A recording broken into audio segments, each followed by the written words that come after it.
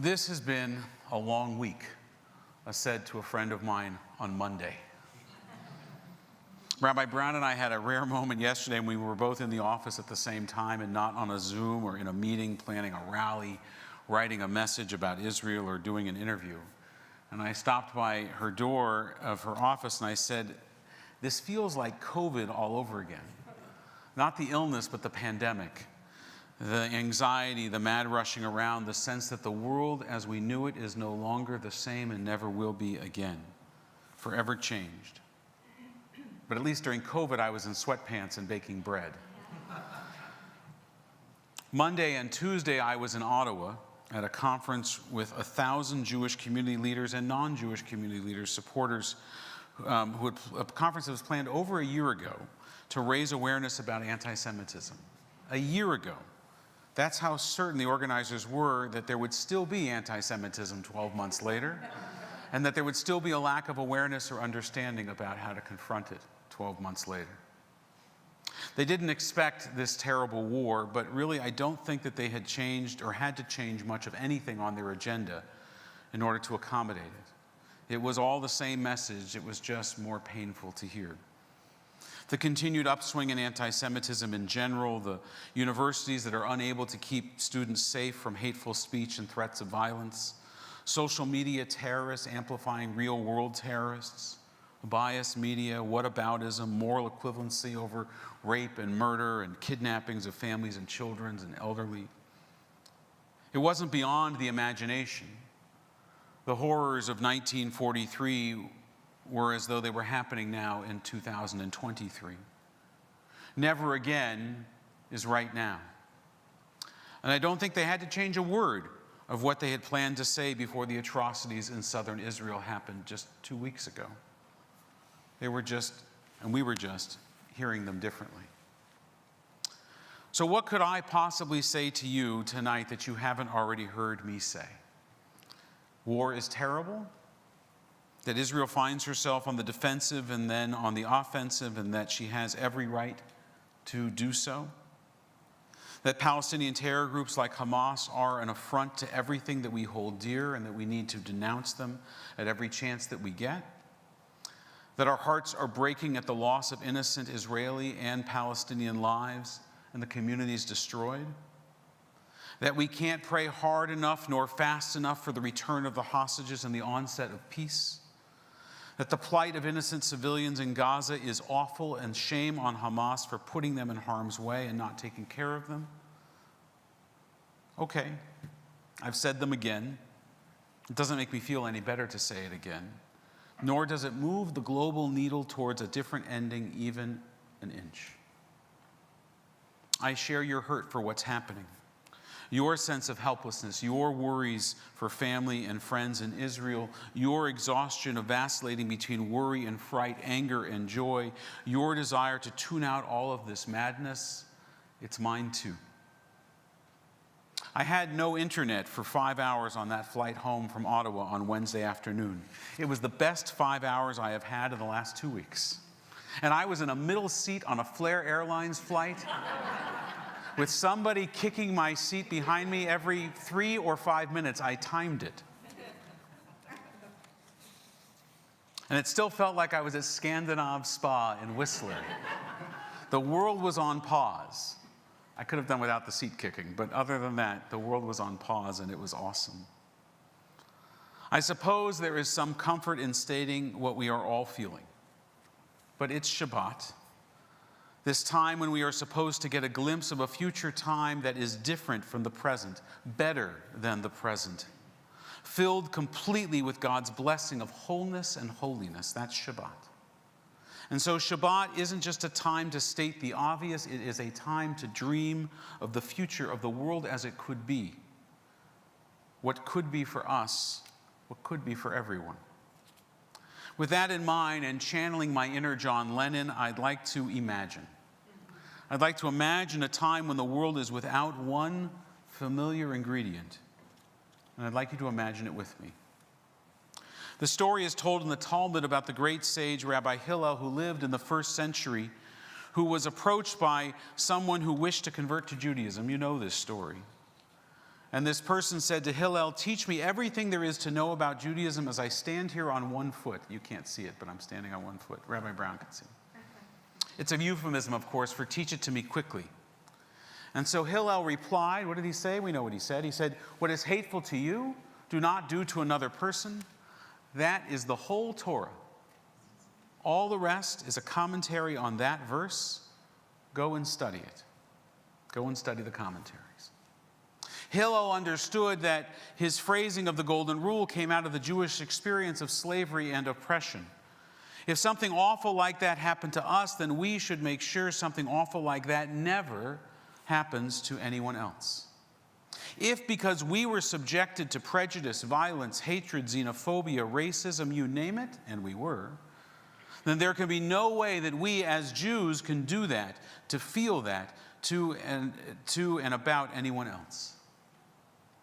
As Rabbi Jonathan Sacks taught, Jews cannot complain that others have racist attitudes towards them if they hold racist attitudes towards others. Full stop. And if Jews lose the ability to complain about something, I mean, we got to pay attention to that, right? In Parshat Ki Teitzei, which contains more commandments than any other parsha in the entire Torah, there is one commandment that seems counterintuitive. It's a verse it's verse 8 in chapter 23, where we are commanded, "Do not despise an Edomite, because he is your brother. Do not despise the Egyptian, because you were a stranger in his land." Wait, what? Why? Edomites are our brothers. Don't despise the Egyptians after they did to us. Yes, the Torah seems to say. Edom, which is another name for Esau. Do not despise or hate them. But after what they did to us, can't we hate them? And if you remember the story in Genesis, Jacob tricked Esau into giving him his inheritance and the blessings from Jacob, his father, and the blessings from their father, from their father Isaac. And in turn, Esau was angry enough to try to kill Jacob.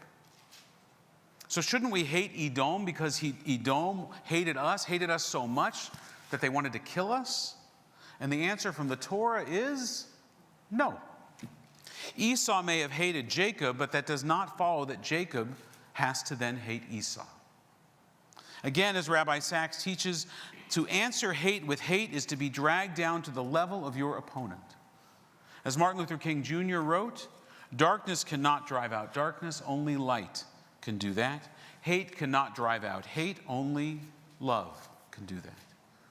Or as Kohelet Ecclesiastes said, and the birds sang to melody, there is a time to love and a time to hate, a time to answer the call later and a time for war and a time for peace.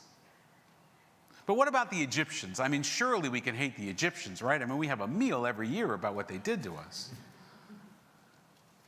Surely it's okay to hate the terrorists for all that they did to our people. And the answer, of course, from our Torah and our tradition is no.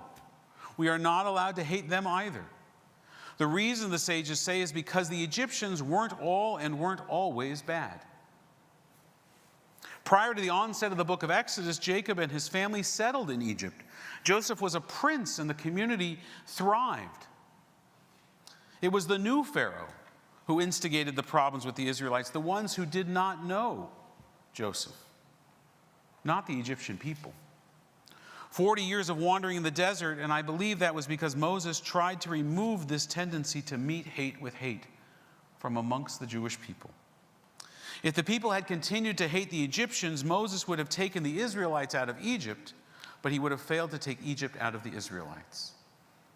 They would have continued to be slaves, not physically, but psychologically, slaves to hatred. They would be slaves to the past, held captive by the chains of resentment, unable to build the future. To be free, you have to let go of hate. That is a difficult truth, but a necessary one. Modern proverbs abound about this. You know them well. Hate the sin, but not the sinner. Do not forget the past, but don't be held captive by it.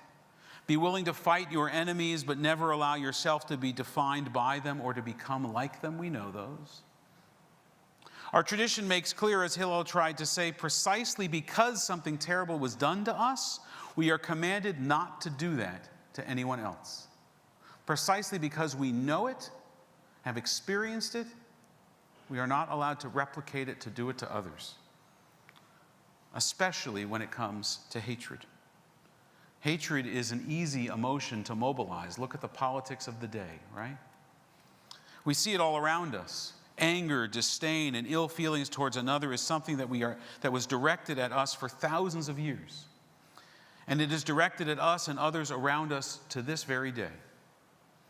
If we don't hear the golden rule as Hillel taught it, we are missing a huge moment to not only stop the hatred, but to create a world filled with shalom. Imagine that.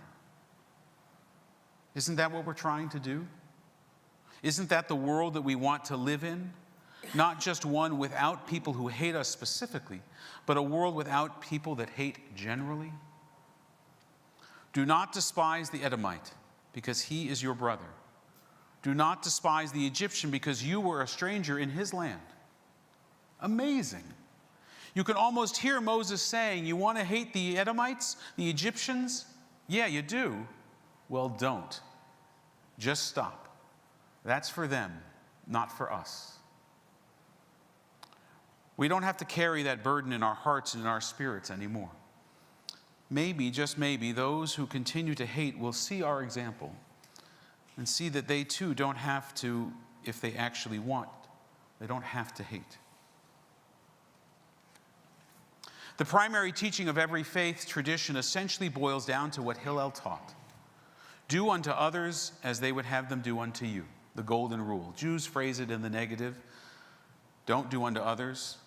Christians phrase it in the positive. It's the same rule. Muslims phrase it as want for others what you want for yourself. It's the same thing. It's all the same idea. It's empathy. Put yourself in the shoes of the other and show kindness and seek understanding of the other's condition. That's the Torah. Everything else is commentary in everybody's book. Now, maybe that's too much to ask of the whole world, or even of Israelis and Palestinians right now in the midst of a war, but it's not too much to ask of us here in this room. It's not too much to ask of us in this city of Vancouver. The reason for the mitzvot is to guide us away from our most animalistic, base instincts towards a higher, holier existence. We saw what hate can do on October 7th, 2023, and in 1943, and in the Passover story.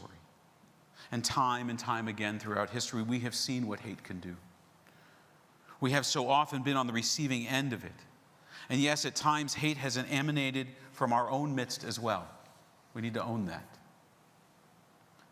And I feel hate now. I do. Every video, every posting of a smiling Israeli with the epitaph that they were murdered or taken hostage fuels hate inside of me.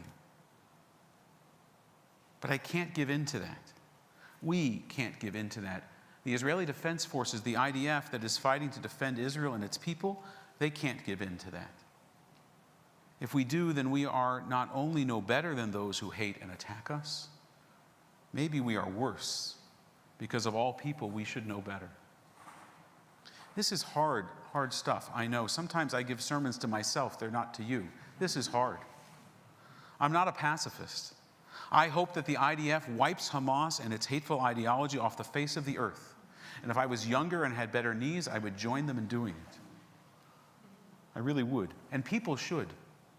It must not only be us as Jews or Israelis to wage this war. All that love life and want to live in peace should fight against those that celebrate death and want only to destroy and take life. But it's not a war of hatred. It must be a war against hatred, a war to end hatred.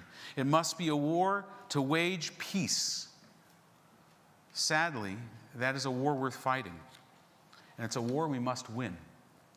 Otherwise, we all, Jews, Muslims, Christians, the whole world, we will all lose. Am Yisrael Chai. The people of Israel live.